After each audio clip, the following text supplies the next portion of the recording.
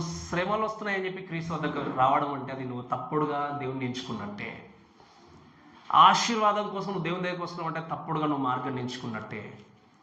Don't look Jesus as a resource person. ఆయన దగ్గరకు వస్తే నాకు ఇవన్నీ ఇస్తాడు, ధనం వస్తుంది, లేకపోతే ఆరోగ్యం వస్తుంది, ఆశీర్వాదం వస్తుంది. వీటి మీద ఎక్స్పెక్టేషన్ పెట్టుకుని దాచి దేవుని దగ్గరికి రాకూడదు. ఎందుకు క్రీస్తు కావాలి చెప్పండి? మనకి ఎందుకు కావాలి చెప్పండి? ఎందుకు క్రీస్తు కావాలి? మన జీవితానికి ఎందుకు క్రీస్తు అవసరం?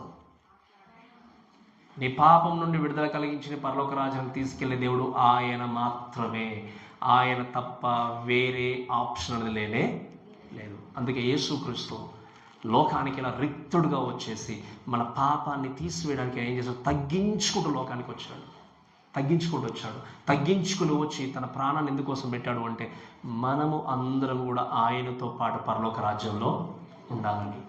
ఒకసారి ఆలోచన చేయండి. ఈ కోణంలో ఆలోచన చేస్తే ఈ యొక్క హేరోదులాగా నువ్వు మిస్ అయిపోతున్నావేమో క్రిస్మస్.